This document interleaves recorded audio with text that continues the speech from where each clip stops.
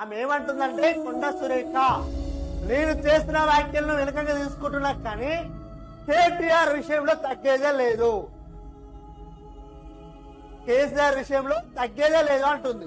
ఏమంటుంది అయితే కేటీఆర్ విషయంలో ఇంకా తగ్గేదే లేదని కొండ సురేఖ తేల్చి చెప్పారు.